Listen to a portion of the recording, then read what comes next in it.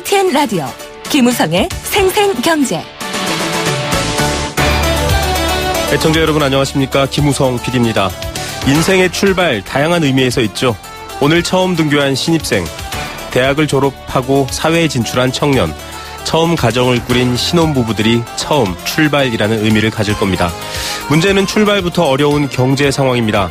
생각해보면 부모 세대보다 소비를 더 즐기는 편이긴 한데 실제로 저축을 못한다라는 통계조사가 나왔습니다. 이런 경우에 소비 동력으로서는 장기적으로 위험한 문제가 있겠죠. 첫 번째 인터뷰에서 알아보겠습니다. 보험, 미래에 대한 대비입니다. 현재가 힘들면 보험을 해약해서 당장 급한 경제적 불끄기를 해야 하는데요.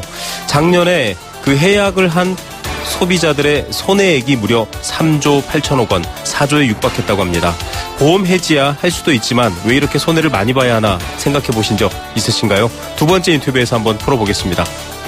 3월의 첫 번째 목요일입니다. 부동산 전망대에서는 관망세 중심의 부동산 시장에서 주목받고 있는 전세 흐름, 또 최근 신축 빌라 많이 늘어나고 있는데요. 주의해야 할 점들 알려드리겠습니다. 3월 힘차게 행진하는 한 달 열어가시길 응원드리면서 김우성의 생생경제 문을 엽니다.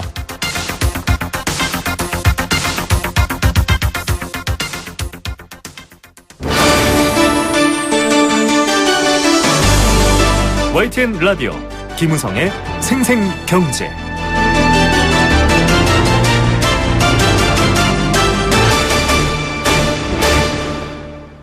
네, 정부에서는 국민들의 생활 또 국민들의 소득 등 파악이 가능한 정보로 다양한 통계 수치를 만들어내고 그 의미 또 여러 가지 필요한 정책들을 해석하고 만들어내고 있습니다. 경기 침체로 소득이 늘어나지 못하고 일자리가 줄어든다, 이런 것들도 역시 통계로 잡히는 문제인데요. 저축보다 지출이 더 많은 세대가 처음으로 늘어났습니다. 가계저축액을 봤더니 40대를 제외하곤 40대 가구를 제외하곤 전 연령대에서 전년 대비 마이너스로 돌아섰고요. 특히 20대와 30대를 중심으로 사회 초년병들을 대상으로 해서 봤더니 심각한 상황이다, 이런 결과도 나왔습니다.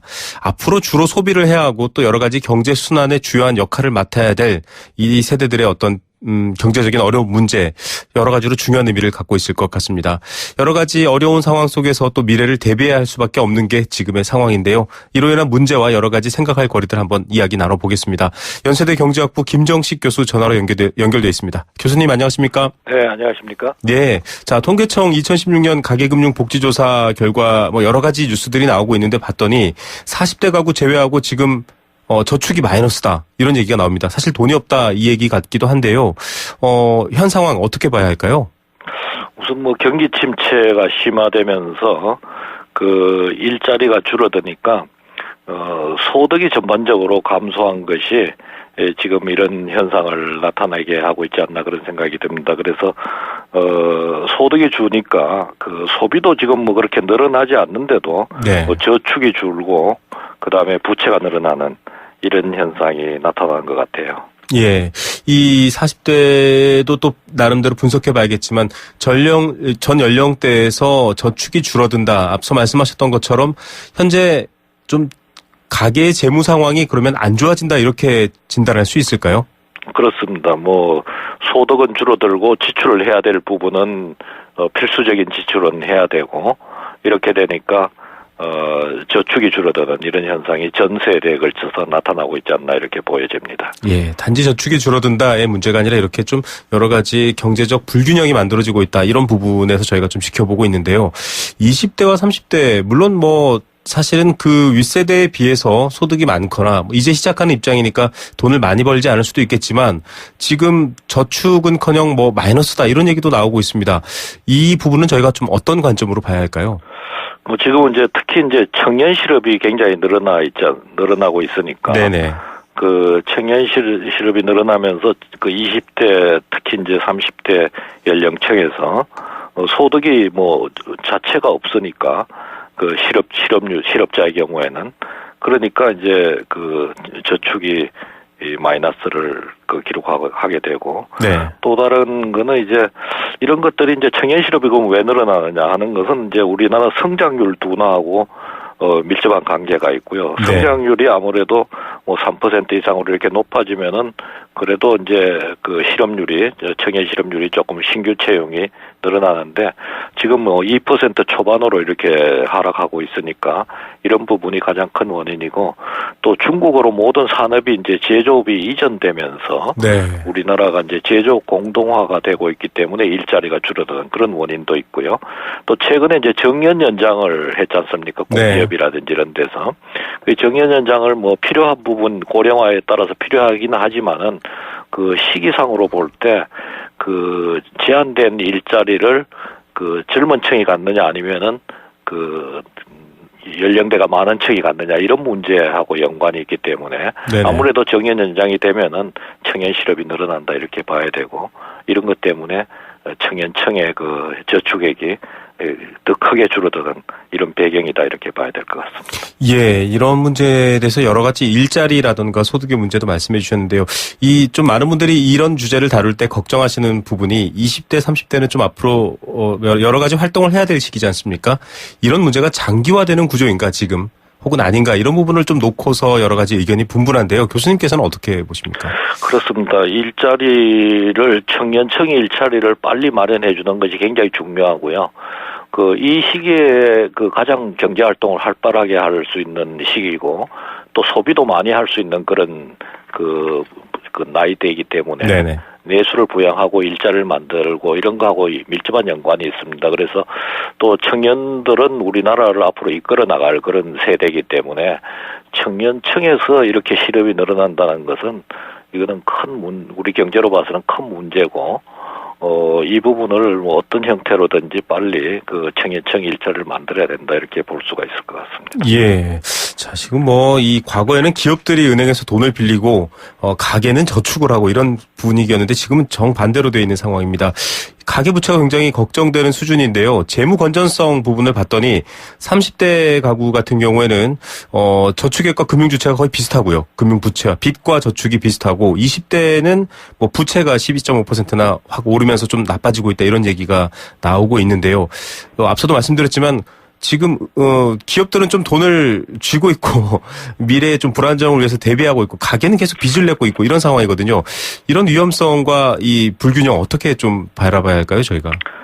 우선 뭐 그 소득도 줄어들고 있는데 지출은 오히려 또 여러 가지 필수적인 지출이 늘어나고 있는 이런 부분들이 이제 저축을 30대 가구의 경우에 재무 건전성이 이제 악화될 수 있는 그런 요인이고 네. 그 생활 물가라든지 또 전세 가격이라든지 주거비, 통신비, 또 사교육비 이런 부분들이 굉장히 높기 때문에 그 부채가 더 늘어나는 그런 부분입니다. 그래서 아까 말씀하신 대로 과거에는 이제 그 기업 부채가 많았는데 기업이 이제 구조조정하면서 이제 이것이 이제 그 가계 부채로 실업이 늘어나면서 가계 부채로 전이가 된 그런 상태인데 이런 상태에서 이제 금리가 높아지거나 이러면은 가계 부채가 부실화될 수가 있기 때문에 이게 우려하지 않을 수가 없는 상황인 것 같습니다. 예, 지금 금리에 대해서 사실은 기업보다 좀 가계가 더 대비하기 어렵다 이렇게 봐도 될까요? 그렇습니다. 지금은 기업도 뭐 한계 기업들은 어려운 상황입니다만은 그래도 대기업들은 수출을 통해서 이제 사내 유보인을 좀 가지고 있는 상황이니까 기업들은 뭐 또 구조조정을 통해서 또 해고를 하고 이렇게 하니까 또 그런 이제 부채가 일부 기업에서는 큰 문제가 되지 않을 수가 있습니다만은 이제 가게들은 이제 그 경기가 침체되고 일자리가 줄어들면서 바로 이제 실업 문제로 소득이 줄어들면서 가계가 가장 큰 타격을 받고 있다 이렇게 볼 수가 있죠. 예.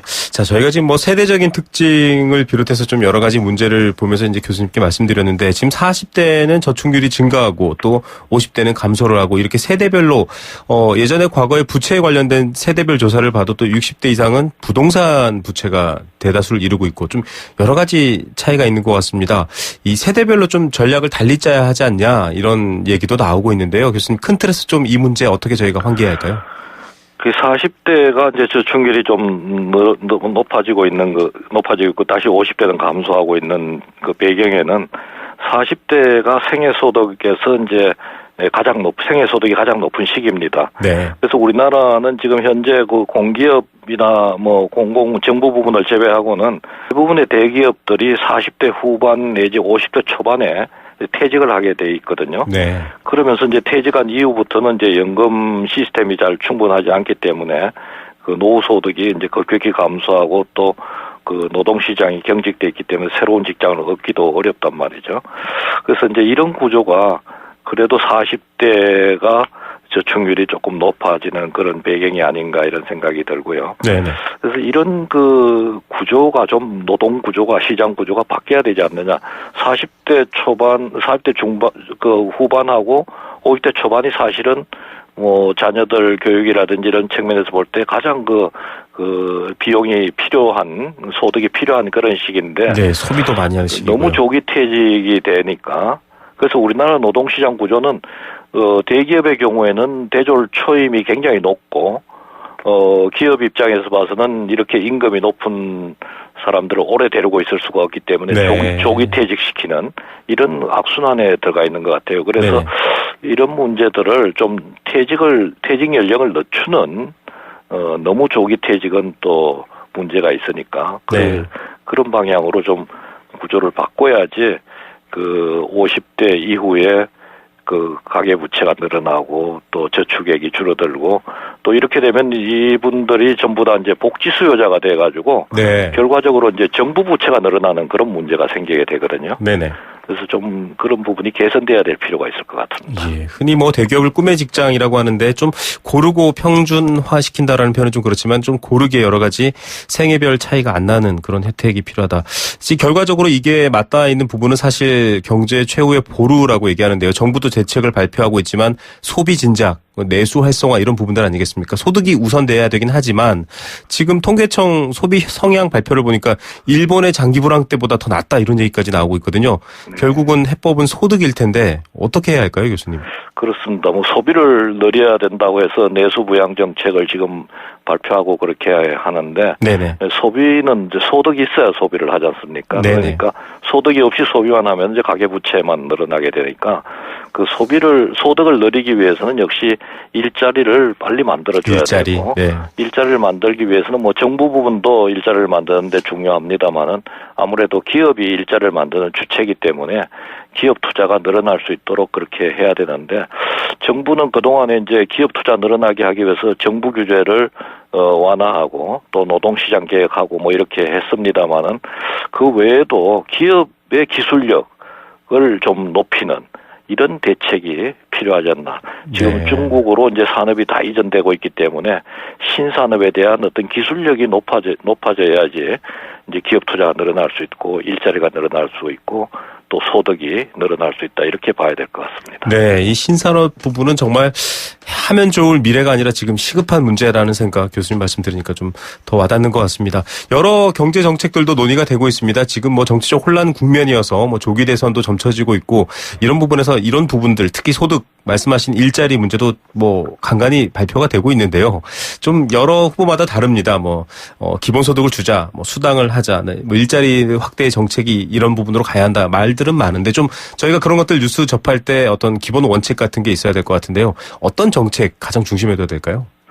네, 일자리 80% 이상이 이제 중소기업에서 만들어지고 있거든요. 그러니까 중소기업과 대기업의 임금 격차를 좀 줄이고 또 중소기업으로 사람이 좀 갈 수 있도록 또 이렇게 할 필요가 있고 중소기업의 기술 경쟁력도 높여야지 중소기업 경쟁력이 높아지니까 이런 부분에 대해서 정치권에서 그 목소리를 내는 것은 바람직하다 저는 그런 생각을 하고 있고요. 네. 반면에 이제 그 여러 가지 그 분배 위주의 그 정책이 많이 나오고 있는데 네네. 뭐 이런 분배도 뭐 양극화를 해소하기 위해서는 중요합니다만은 어떻게 하면 일자리는 이제 성장하고 연관이 있기 때문에 네. 어떤 대책을 써가지고 성장률을 높이고 또 이렇게 중국으로 지금 산업이 이전되고 있는 가운데서 우리 경제가 조금 더 그 소득을 높일 수 있도록 성장을 할 수 있느냐 하는 이런 전략적인 어떤 대책을 좀 아쉬운 그런 점이 있습니다. 예, 자, 분배 전략만큼 그 분배 전략을 뒷받침해줄 성장 전략도 같이 또 무게감을 갖고 얘기해야 될 것 같습니다. 오늘 말씀 감사드립니다, 교수님. 네, 감사합니다. 네, 연세대학교 경제학부 김정식 교수였습니다. YTN 라디오 김우성의 생생경제. 네, 함께 느끼는 우리 경제의 공감 사전입니다. 여러분과 함께 경제 사전에서 나왔던 여러 가지 인터뷰 이야기들 사전처럼 같이 의견 만들어서 새롭게 얘기 나눠보는 시간입니다. 인터뷰 듣다가 들었던 생각들 또 하고 싶은 이야기들 여러분 생각 나눠주시면 되겠습니다. 보내주시면 저희가 선물을 보내드리는데요. 여러 가지 저희가 마련한 선물들은 다음 주에 알려드리도록 하겠고요. 오늘 경제 공감사전 이야기 해드리겠습니다. 오늘의 경제 공감사전은 저축입니다. 소득을 소비해서 사용하지 않는 돈이나 재산 등을 축적하는 것을 저축이라고 합니다. 경기가 좋아서 소득이 많아지고 또 그에 비해서 나가는 돈이 적으면 노후를 위해서 또 여러 가지 준비를 위해서 언젠가 들어가게 될 큰 지출을 위한 저축을 하게 되죠. 그런데 최근 경기가 침체되고 소득이 늘지 않고 생활 물가는 조금씩 고공행진을 하며 올라가고 있습니다. 이러다 보니 저축이 오히려 줄어들고 있습니다. 미래가 아닌 지금 당장에 써야 할 돈이 많다 이런 건데요. 더 큰 문제는 앞에서도 지적했듯이 이 사회 초년생들 그리고 시작해야 될 세대들이 저축을 하지 못하고 있습니다. 그래서 소비를 더욱더 안 하게 되는 상황이고요. 오히려 빚을 내야 되는 상황입니다. 앞으로 우리나라의 재정 건전성에도 큰 걱정거리다 이런 이야기까지 하고 있습니다. 여러분은 저축에 대해서 어떻게 생각하십니까? 앞서 말씀드렸다시피 과거에는 가계가 저축을 하고 기업들은 돈을 빌려서 사업을 키웠습니다. 지금은 정반대의 상황이 돼 있습니다. 가계는 정말 빚으로 버티고 있고 기업들은 돈을 쥐고 있는 상황인데 어떻게 해야 될까요? 여러분들의 의견도 함께 나누겠습니다.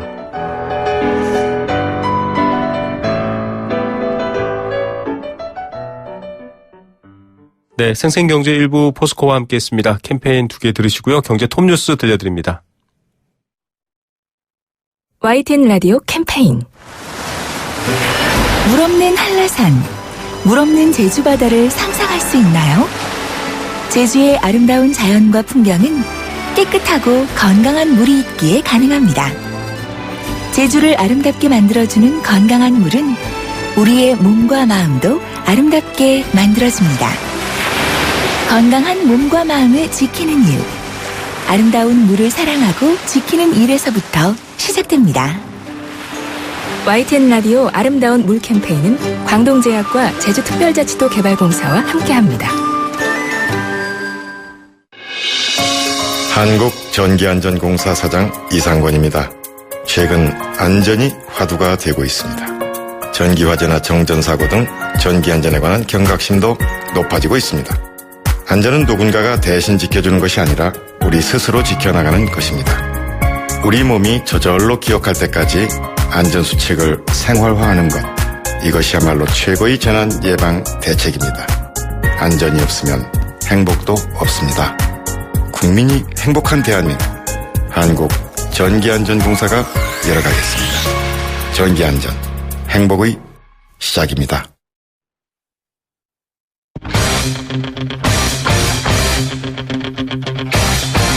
지금 가장 뜨거운 경제 소식. 경제 톱 뉴스. 네, 이 시각 주요 경제 뉴스 전해드리겠습니다. 통계청은 다양한 경제 현장 또 활동을 다 모아서 분석하고 대책을 내놓는 그런 자료를 만들어내고 있는데요. 산업활동 동향은 좀 좋습니다. 산업 생산은 3개월 연속 늘고 있다라는 얘기인데 반면에 소비는 계속 걱정거리다. 이런 소식 첫 번째로 전해드리겠습니다. 외벌이 가구의 소득과 소비를 봤더니 뒷걸음질 쳤다. 혼자 벌고 있는 가정은 더 힘들다 이런 얘기인데요. 역시 소득의 문제와 연결되겠죠. 원금 손실을 감수하면서까지 보험을 해지하는 경우가 크게 늘고 있다. 저희가 두 번째 인터뷰로 다음에 준비되고 있는데요. 역시 뉴스에서도 전해드리겠습니다. 이 시각 주요 경제뉴스 비즈니스워치 김춘동 기자 연결합니다. 안녕하십니까? 네, 안녕하세요. 네, 산업 생산은 3개월 연속 늘고 있네요. 네, 이 통계청이 1월 산업활동 동향을 발표를 했는데요. 1월 산업 생산이 전달보다 1% 늘면서 작년 11월 이후에 석 달 연속 증가세를 이어갔습니다. 산업별로 보면 이 광공업 생산이 3.3% 늘면서 작년 5월 이후에 이후에 가장 높은 증가율을 기록을 했는데 이 뭐 반도체와 전자부품 등의 수출 호조에 따른 영향으로 좀 부여가 됩니다. 이 제조업 평균 가동률도 전달보다 1.7%포인트 오른 74.3%를 기록을 했고요. 서비스업 생산도 전달보다 0.5% 증가한 것으로 나타났습니다. 네, 좀 늘어나고 있는 분위기인데 소비는 또 계속 쪼그라들고 있네요. 네, 이 소비를 의미하는 소매 판매를 보니까 전달보다 2.2%가 줄었습니다. 소매 판매는 작년 11월 이후에 석 달 연속 지금 줄고 있는데 소매 판매가 석 달 이상 연속으로 감소한 건 2008년 금융위기 당시 이후에 처음이라고 합니다. 이 소매 판매는 이 부진의 골이 점점 더 깊어지고 있다는 게 문제인데요. 작년 11월에는 마이너스 0.3%였는데 12월에는 0.5%, 또 1월에는 마이너스 1.4%로 갈수록 감소폭이 커지고 있습니다. 통계청은 1월에 설 연휴가 끼어 있었는데도 이 청탑금지법 등의 영향으로 이 저가 선물 세트가 많이 팔린 탓에 이 설 특수가 예전만 못했다 이렇게 분석을 했습니다. 아울러서 지난해 이 개별 서비스 인하 효과가 사라진 영향도 좀 컸던 것으로 풀이가 되고 있습니다. 예. 자, 지난해 외벌이 가구의 소득과 소비를 봤더니 사상 처음으로 뒷걸음질했다. 이런 내용도 있네요. 네, 역시 통계청의 자료인데요. 지난해 맞벌이 외 가구의 월 평균 소득을 보니까 371만 6천 원으로 전년보다 0.6%가 줄었습니다. 맞벌이 외 가구에는 이 부부 중에서 한 명만 돈을 버는 외벌이를 비롯해서 무직 가구 등이 좀 포함이 되는데요. 이 맞벌이 외 가구 소득이 줄어든 것은 2003년 관련 통계를 내기 시작한 이후에 처음이라고 합니다. 맞벌이 외 가구 소득은 매년 평균 3% 내외의 꾸준한 증가세를 유지해 왔는데 작년에는 근로소득이 역대 최대폭인 2.5%나 줄면서 이 전체적인 소득이 좀 낮아졌습니다. 소득이 줄면서 이 자연스럽게 소비도 좀 줄었는데 지난해 맞벌이 외 가구의 월 평균 소비는 228만 천 원으로 전년보다 1% 줄었는데 1.8% 줄었는데요. 역시 처음 있는 일이었다고 합니다. 예, 결국 소득이 줄어드는 문제인 것 같습니다. 저도 외벌이긴 한데요. 반면에 맞벌이는 어떻습니까? 좀 상대적으로 좋았습니다. 지난해 맞벌이 가구의 월 평균 소득은 555만 8천 원으로 전년보다 2.7% 늘었는데 이 전년 증가율이 1.6%였으니까요. 거의 2배 가까이 늘어난 겁니다. 맞벌이 외 가구와는 반대로 이 근로소득이 4년 만에 가장 높은 5.7%가 늘면서 이 전반적으로 소득이 늘었는데 맞벌이 가구의 소비 지출 역시 1.6%가 늘면서 전년 증가율인 0.5%의 3배 정도로 웃돌았습니다. 맞벌이 외 가구의 소득과 소비 지표가 특히 많이 나빠진 이유를 보니까 아무래도 기본적으로 경제 기반이 열악한 무직 가구나 또 이 아버지와 아들 등의 부자 가구 등이 좀 상당수 포함되어 있기 때문으로 풀이가 되고 있는데요. 이 불황이 길어지면서 외벌이 가구가 상대적으로 더 큰 타격을 받고 있다는 분석이 좀 나오고 있습니다. 예, 외벌이 그러면 사실 가족 중에 한 사람이 돈을 버는 건데 1인 가구인 경우는 어떻게 됩니까? 현재 맞벌이 여부를 기준으로 집계한 통계청의 가계 수지에는 2인 이상 가구를 대상으로 하고 있습니다. 그래서 최근 빠르게 늘고 있는 1인 가구는 아예 포함이 되어 있지 않은데요. 1인 가구 중 상당수는 노인 가구를 비롯한 저소득층이 많습니다. 그러니까 이 통계상 맞벌이 외 가구의 1인 가구를 포함을 하면 이 맞벌이 가구와의 격차가 더 크게 벌어질 것으로 좀 추정이 되고 있는데요. 2015년 기준으로 1인 가구는 511만 가구로 전체 가구의 27%가 좀 넘는다고 하니까요. 이 통계에 약간 왜곡도 좀 있다 이렇게 좀 봐야 될 것 같습니다. 네, 어려움을 겪고 있는 가구가 얼마나 되는지도 정확히 알고 있는지 좀 그것부터도 시작해야 될 것 같습니다.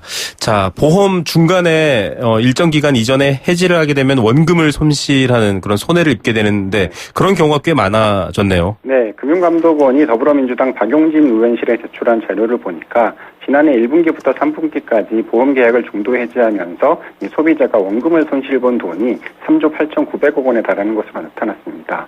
그 연간으로 따지면 소비자들이 5조 원에 가까운 돈을 손해봤을 것으로 좀 추정이 되고 있는데요. 이 보험 중도 해지로 인한 소비자 원금 손실 규모를 보니까 2012년 4조 9,982억 원 이후에 계속 좀 줄다가 2015년부터 좀 다시 늘어나는 추세를 보이고 있습니다.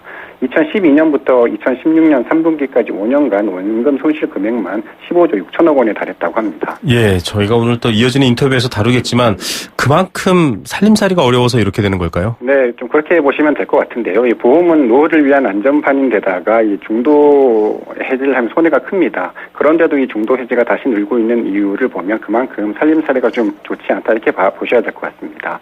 소득은 제자리 걸음인데 가계부채 부담은 계속 커지면서 좀 울며 겨자 먹기로 보험을 깨서 빚을 갚거나 또 생활비로 쓰는 경우가 그만큼 많다는 건데요.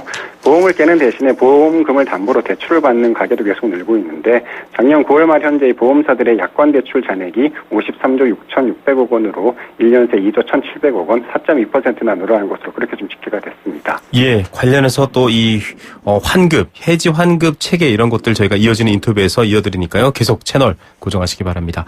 자, 지난해 상품권 발행 규모를 봤더니 9조 원을 넘어섰다. 상품권은 또 왜 이렇게 많이 나온 거죠? 네, 한국조폐공사에 따르면 지난해 조폐공사가 발행한 상품권 발행 규모가 9조 552억 원으로 전년보다 1조 197억 원, 12.7%나 급증한 것으로 나타났습니다.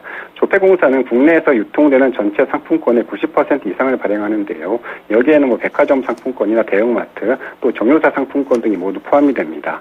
이 상품권 발행 규모가 9조 원을 넘어선 건 지난해가 처음인데 2011년 4조 7,800억 원과 비교하면 5년 만에 2배 가까이 커진 겁니다.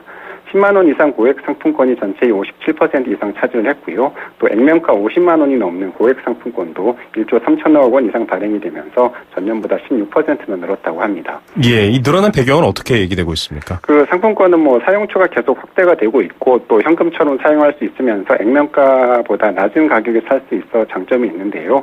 반면에 경제가 어려운데도 이 상품권 발행만 늘고 있다는 건 재화 경제가 좀 확대되는 신호로 좀 해석이 되기도 합니다. 특히 이제 그 청탁금지법 시행 이후에 기업들의 백화점 상품권 구매가 크게 늘면서 이 규제를 피하는 수단으로 좀 악용되고 있는 게 아니냐 이런 우려가 좀 나오고 있는데요. 네네. 이 상품권은 한국은행의 통화량 산정에서도 빠져 있고 또 누가 언제 어디서 쓰는지도 좀 파악을 할 수가 없는데 시민단체들은 기업의 상품권 구매 시 경비 처리를 해주는 기준을 더 까다롭게 해야 되는 게 아니냐 이런 주장을 좀 내놓고 있습니다. 네, 건전한 의미의 선물이 아니라 검은 돈이 돼서는 안 될 것 같습니다. 10대 대기업 총수들 평균 20년간 경영 수업을 받고 48세에 총수 자리에 오른다. 이렇게 조사됐네요. 네, 재벌닷컴이 총수가 있는 이 자산 5조 원 이상 대기업 가운데서 이 창업주나 선친에게서 경영권을 물려받은 10대 그룹 현직 총수를 대상으로 좀 조사한 결과인데 경영 수업 기간은 평균 20년, 또 총수로 취임한 나이는 평균 48세로 나타났습니다. 김승현 하나그룹 회장이 29세던 1981년 그룹 회장에 오르면서 이 가장 젊은 나이에 총수에 오른 케이스가 됐고요. 최태원 SK그룹 회장과 정몽준 전 현대중공업 회장도 30대의 경영권을 물려받은 것으로 나타났습니다. 예, 오늘의 톱뉴스 어떤 것 고르시겠습니까? 보험계약 해지 기사를 꼽고 싶은데요. 이 소비자들이 보험 중도 해약으로 손해를 보는 만큼 그 이익은 고스란히 좀 보험사들이 가져가게 되는데 이 어려울 때 대비하라는 보험 상품이 어려움을 더 가중시키는 결과를 낳고 있는 건 좀 문제가 있다 이런 생각이 좀 들었습니다. 예, 이어지는 인터뷰에서도 또 자세히 한번 얘기 나눠보겠습니다. 오늘 뉴스 감사드립니다. 네, 감사합니다. 네, 비즈니스워치 김춘동 기자였습니다.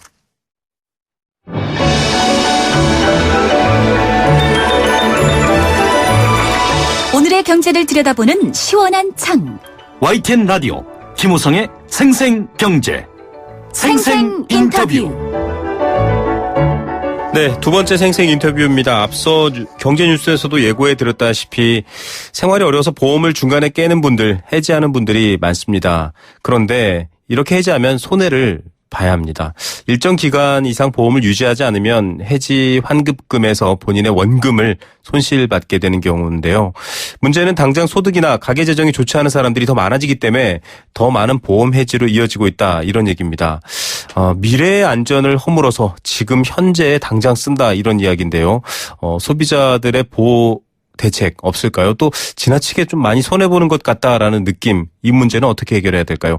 금융소비자원 조남희 대표 전화 연결해서 얘기 들어보겠습니다. 조 대표님 안녕하십니까? 네, 안녕하세요. 반갑습니다. 네. 예, 이게 사실 올해 처음 나온 뉴스는 아니고요. 작년에도 네네. 이런 뉴스가 있었습니다. 손해를 보면서까지 자기의 원금을 손해보면서까지 보험을 중도 해지한다라고 하는데 지금 그 현황 실태 어떻습니까?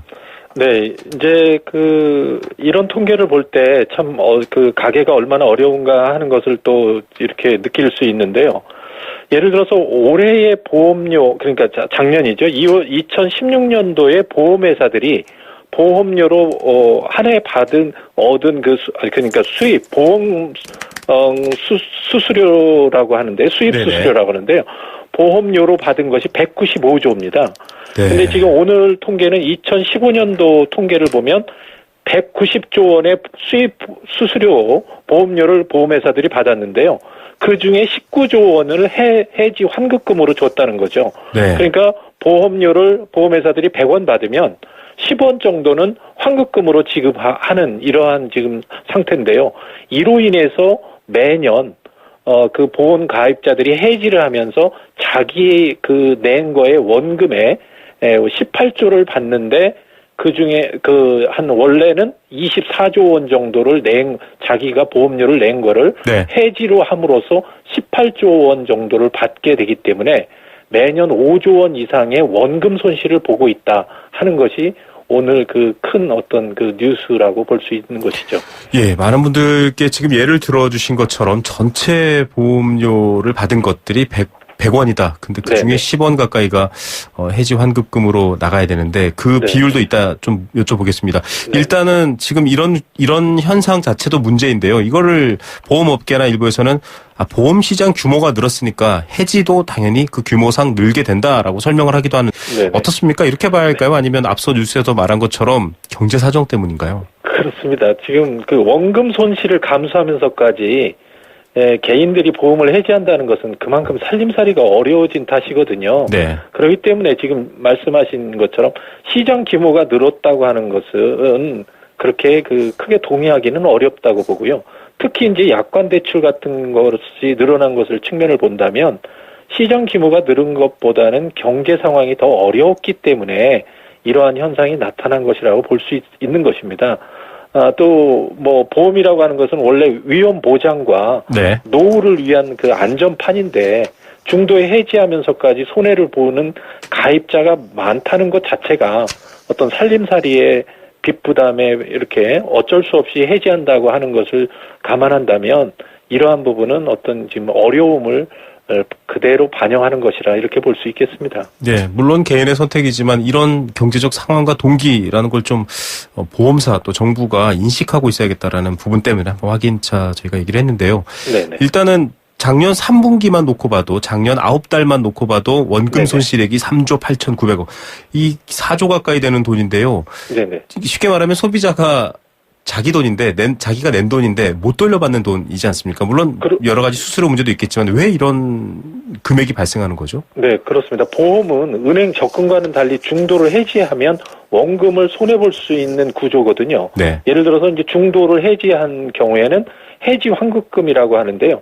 이거는 본인이 낸 그 총 적립금에서 사업비, 즉 비용을 공제하기 때문에 당연히 낸 보험료보다 적거나 없을 수도 있는 경우가 많이 있습니다. 네. 그래서 보험을 가입할 때는 반드시 어떤 중도 해지 시에 해지가 가능한지 또한 중도 해지 시에 기간별로 얼마를 손해보는지에 대한 것들을 좀 알고 가입할 필요가 있다는 거죠. 네. 그러니까 이러한 것들은 보험을 가입하고 해지하는 경우에는 대부분의 경우에 가입자가 손실을 볼 수 있는 그런 구조라는 것을 좀 명심할 필요가 있습니다. 예, 중도 해지를 하지 않겠다라고 하고 가입했으니까 보험사 입장에서 봐도 이거는 고객이 그러니까 계약을 깬 것 아니냐라고 생각할 수도 있겠지만, 결국은 지금 상황처럼 경제가 어려워서 보험을 유지하지 못하게 될 경우, 네네. 예, 소비자들은 보험사 좋은 일만 지키는 건 아니냐 이렇게 얘기를 하고 있는데요.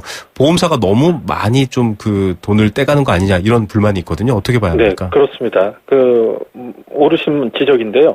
보험은 당초부터 상부상조하는 그러한 상품이기 때문에 보험료 중에서 일부, 예를 들어서 사망으로 사고가 발생한 가입자에게 보험금을 지급하는 경우에 이제 그러한 경비로 이제 그것도 사업비로 지출되는 것이거든요. 그렇죠. 그러니까 중도의 계약을 해지하면 해지 환급금의 이제 받을 수 있는 것이 자기가 낸보다 적거나 없게 되는 것은 이러한 부분들을 이제 모르고 가입하다 보니까 이러한 부분에 대한 어떤 이해가 없다 보니까 이런 부분의 손실이 상대적으로 다른 업권보다 크다는 것이거든요. 네. 그래서 이 적립금보다 적은 수 있다는 것을 항상 아시고 네네. 원금 손실을 보지 않으려면 장기적으로 유지해야 된다 하는 네. 부분들 그런 부분들이고요. 대개는 7년 정도가 돼야 어떤 원금을 받을 수 있는 것이다라는 그러한 것도 이해하실 필요가 있습니다.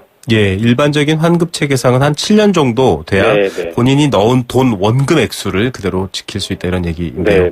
어떻습니까? 이게 사실은 좀 보험사가 좀 많이 가져간다고 봐야 되나요? 아니면 통상 이 정도 계약 관계에서는 보험사가 많이 가져간다고 볼 수 없다 이렇게 봐야 할까요? 네, 이제 과거보다는 이제 많이 나아지긴 했지만은요. 네네. 이 비용에 대해서 이제 고객들에게 제대로 고시를 하지 않기 때문에 고객의 가입자 입장에서는 이걸 잘 모르고 가입하다 보니까 네. 이제 향후에는 이제 이렇게 많이 떼갈 수 있나 하는 그런 실망감을 가질 수 있는 것이거든요. 네. 그렇기 때문에 이 비용도 보험회사들이 이제 낮출 필요가 있지만 네. 이러한 비용에 대해서 제대로 고객한테 알려줘서 고객이 제대로 판단할 수 있게끔 해주는 것도 무엇보다 중요하다고 할 수 있다고 봅니다. 예. 해외는 어떻습니까, 대표님? 외국도 보험은 있는데 역시 우리나라와 비슷한 상황인가요? 그러니까 이제 해외의 경우에는 이제 오랜 동안 이제 보험 산업이 이제 정착화됐고 네. 이러한 보험에 대해서 이제 소비자들의 인식이 이제 그 이해가 좀 저희보다는 높다고 볼 수 있고요. 네. 또 하나는 경쟁적인 체제이기 때문에 우리와 같이 이제 불안전한 경쟁 체제에서는 어떤 수수료율이 대부분 거의 같은 그런 레벨을 갖고 있는데 그런 회사별로 이제 많은 차이가 있기 때문에 소비자가 여러 회사를 선택할 수 있는 여지가 많거든요. 네네. 그렇기 때문에 저희 같은 경우에도 이제 보험사들이 더욱더 경쟁적으로 수수료를 낮춘 어떤 보험을 계속 이렇게 소비자에게 보여줄 필요가 있다. 그래서 소비자의 이익을 먼저 생각하는 그러한 보험 상품이 많이 출현되기를 바라는 것입니다. 예, 자, 공급자, 그러니까 보험사 중심의 보험 시장이 아니라 소비자 중심의 시장으로 바뀌어야 한다. 지금 이 말씀이신 것 같고요. 네네. 중도해지 자체를 막기는 어려울 것 같습니다. 환급 체계도 조금 손봐야 한다. 앞서 더불어민주당의 박용진 의원은 그런 이야기도 했는데요. 네네. 좀 당장 지금 여러 가지 사회 구조 변화를 예고하고 있지 않습니까? 이런 부분도 네네. 좀 저희가 바꿀 수 있는 정책적인 대안이나 방향성 이런 것들이 있나요? 어떤 게 있습니까? 네, 그러니까 이제 지금 말씀하신 대로 환급 체계를 계속 금융당국이 조정을 하고 있습니다만은 네. 이제 소비자의 기대와는 조금 멀거든요.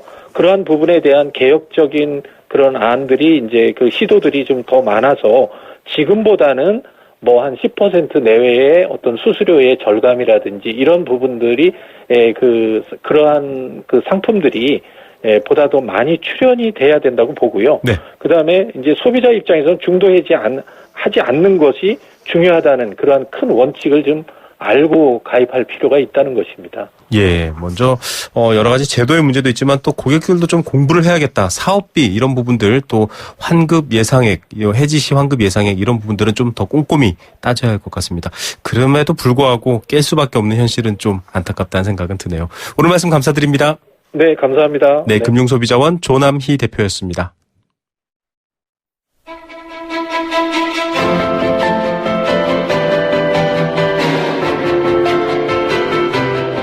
부동산 어디로 가고 있는지 시원하게 보여드립니다. 생생경제 부동산 전망대. 네, 어제는 3.1절이었습니다. 뜻깊은 날이었는데요. 나라를 잃는다는 게 얼마나 서름이고 또 큰 고통인지를 느껴볼 수 있는 시간이었죠.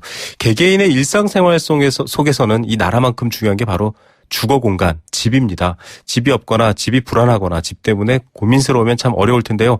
한 주간 부동산 흐름과 또 내 집 장만의 팁을 전해드릴 수 있는 그런 시간입니다. 부동산 전망대고요. 오늘은 리얼투데이의 장재현 리서치 팀장 전화 연결합니다. 안녕하십니까, 장 팀장님. 예, 안녕하세요. 네. 자, 이번 주에 여러 가지 부동산 동향이 나오는 것 중에 관망세가 이어지고 있어서 그런지 모르겠는데 강북 지역의 전월세 동향에 대한 뉴스가 소개됐던데 어떤 내용입니까? 우선 전국 전셋값이 이제 한 0.03%로 올랐거든요. 그래서 네. 결국에는 이제 분양시장이나 혹은 주택시장이 냉각되면서 관망세가 이어지면서 보험 이사철을 앞두고 수요가 전세 수요로 많이 몰리면서 지금 소폭 상승한 것 같은데요. 지금 수도권에서도 역시 전셋값이 한 0.03% 정도 상승했습니다. 특히 이제 출퇴근이 쉬운 마포라든지 종로구가 0.2%, 0.16% 이렇게 소폭 상승했고, 반면에 강북이나 강동구는 한 0.02%와 0.13%씩 좀 하락했다고 얘기가 하는데, 네. 이는 이제 신규 입주 혹은 새로운 아파트들의 어떤 공급이 좀 시작되면서 소폭 하락한 것 같지만, 실제 이제 가격을 놓고 보면 사실은 2년 전보다는 분명히 올라가 있는 게 사실이고요. 반면 이제 월세 가격 같은 경우에는 전국적으로 좀 소폭 하락한 어떤 양상을 보이고 있는데요.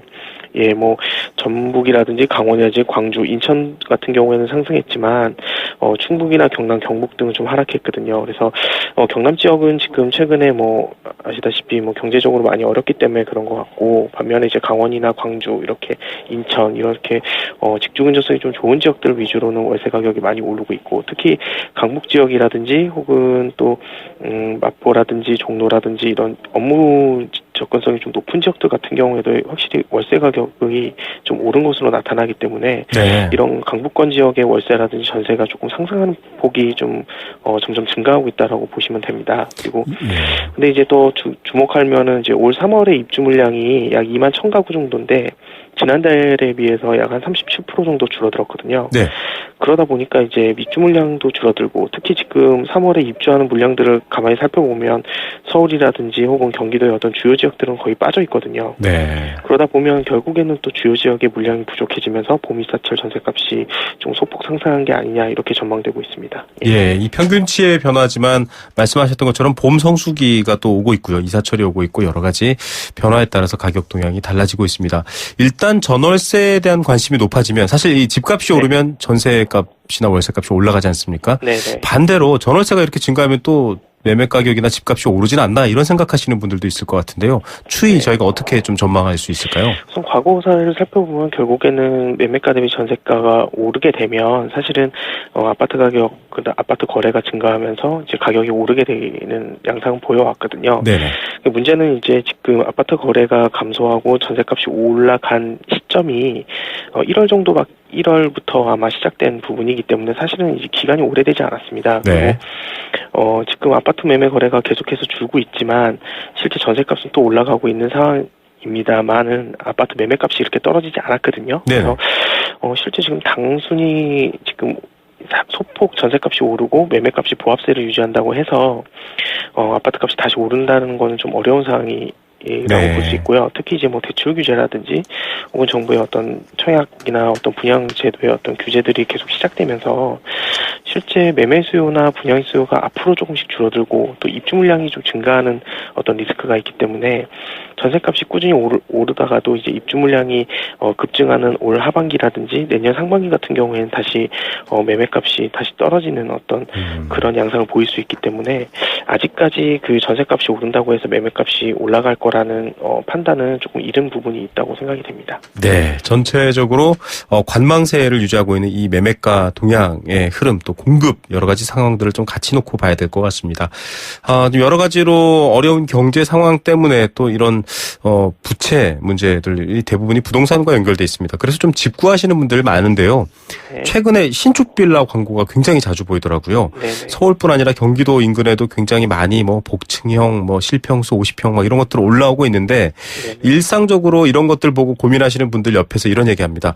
아, 빌라 절대 사면 안 돼. 라고 하시는 분들도 있고요. 한쪽에서는 가격 싼데 뭐 생활 편리하면 사 이렇게 얘기하시는 분들도 있거든요. 어떻게 판단해야 좋을 것 같습니까? 좀 주의할 점 알려주시죠. 예. 우선 가장 중요한 게 이제 공급 물량인데요. 2013년, 14년에 공급 물량이 급증하면서 지금 빌라의 가격들이 계속 떨어지고 있는 상황입니다. 그래서 지난해 강북구 전용 49제곱미터 빌라의 매매값이 평균 한 1억 5천 정도 됐는데 네. 지금 한 1억 2천 수준까지 떨어졌거든요. 그래서 이런 부분들, 특히 이제 분양가에 대한 부분들이 주변 시세보다 조금 높은지 아니면 낮은지 이런 부분도 좀 살펴보셔야 될 것 같고요. 네네. 또 하나는 이제 빌라의 경우에는 담보대출이 집값의 한 60에서 70% 정도, 낮게는 50% 수준밖에 안 되기 때문에 안 그래도 요새 대출 규제가 시작되는 상황에서 네. 담보대출 금액도 좀 낮다는 것을 감안하면 자금 계획을 세울 때 실투자금과 기타 부가 비용은 얼마 정도 되는지를 고려해서 좀 투자를 하시는 게 좋을 것 같고, 특히 이 빌라 같은 경우에는 이제 황금성이라든지 이런 게 떨어지는 곳이 많아서 네. 역세권이라든지 혹은 주변에 어떤 대규모 공원이나 어떤 인프라가 잘 갖춰져 있는 곳이라든지 이런 어떤 입지 여건들을 좀 꼼꼼히 살펴보고, 특히 그 신축 빌라 같은 경우에는 영세 자업장들이 많기 때문에 뭐 유치권을 행사한다든가 공사 공사의 부실, 설계 변경 등의 어떤 그런 부분들이 있거든요. 그래서 그런 네. 부분들은 결국 현장을 가야 좀 확인이 되는 부분이기 때문에 꼭 보고 매입을 해야 되는 부분들이 있고요. 또 하나는 그 면적 같은 경우도 뭐 요새 최근에 뭐 3베이다, 욕실이 2개다라는 어떤 신축 빌라들이 많이 있지만 네네. 그 욕실 변기 같은 경우에는 사람이 앉을 수 없을 만큼 협소한 공간을 만들어 놓는 곳들도 되게 많이 있거든요. 그래서 네. 단순히 홍보물에만 의존하는 게 아니고 실제 가서 보고 어떤 면적이라든지 위치라든지 그다음에 어떤 유지권이나 이런 것들이 있지 않는지 좀 꼼꼼히 살펴보고 매입하시는 게 좋을 것 같습니다. 예, 직접 확인하는 것, 그다음에 대단위의 어떤 주택, 아파트죠. 이런 데보다는 조금 여러 가지 확인할 부분들이 많다라는 것 고려하시고 여러분 선택하셔야 될 것 같습니다. 이번 주 다음 주 걸쳐서 좀 눈여겨볼 만한 부동산 이슈들 있을까요? 좀 주요한 소식들 어떤 뉴스 저희가 보면 좋을까요? 앞서 말씀드린 것처럼 지금 이제 입주 물량이 3월에는 조금 적기 때문에 분명히 주요 지역으로는 전세값이 계속해서 상승할 이슈가 있고요. 그렇기 때문에 이제 봄이사철 이사를 준비하시는 분들 같은 경우에는 지역에 따라서 전세값이 떨어졌다고 뭐 생각하시는 분들도 굉장히 많을 것 같아요. 앞으로 네. 입주 물량도 좀 많다고 생각하시는 분들도 많은데 그런 분들 같은 경우에는 이 전세를 구하는 데 있어서 조금 일정을 좀 늦추는 것이 좀 좋지 않나 이렇게 생각이 들고요. 또 하나는 이제 미분양 아파트의 증가에 따른 이제 매매 시장 위축, 그다음에 규제와 대선 전에 어떤 이런 매매 시장 위축이 계속되면서 이제 주택 시장에 대해서 내 집 마련을 하실 분들은 과연 어떤 주택들을 좀 골라야 될 것이냐라는 부분도 조금 꼼꼼하게 살펴보고 내 집 마련에 나서는 게 좋을 것 같습니다. 예, 여러 가지 경제, 돈의 흐름 먼저 잘 체크하셔야 될 것 같습니다. 오늘 말씀 감사드립니다. 네, 고맙습니다. 네, 리얼투데이 장재현 리서치 팀장이었습니다.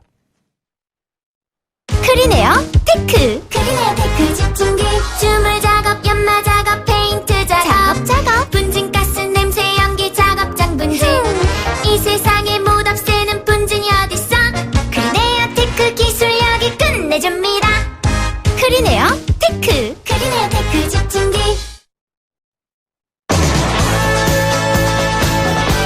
네, 생생경제 포스코와 함께했습니다.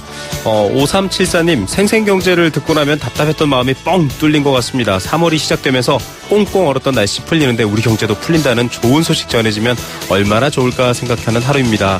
예, 많은 분들이 같은 생각하실 것 같습니다. 1035님, 저축은 없이 사는 사람들의 조금씩 불어나는 꿈이었는데요. 지금은 가진 사람들의 직위가 되어버렸습니다. 예, 어느새부터 저축이 참 희망이 아닌 게 되어버렸다라는 생각도 들죠. 5278님은 당장 쓸 돈도 없는데 저축은 꿈만 같습니다. 라고 했습니다. 이 꿈이라는 단어를 이용해서 오늘 사연 보내주신 분들 많은데요. 그렇다고 해서 꿈이 없어지진 않을 것 같습니다. 어려울수록 꿈은 또 더 밝게 빛나겠죠. 내일 금요일 오후 3시 10분에 찾아뵙겠습니다. 김우성의 생생경제였습니다.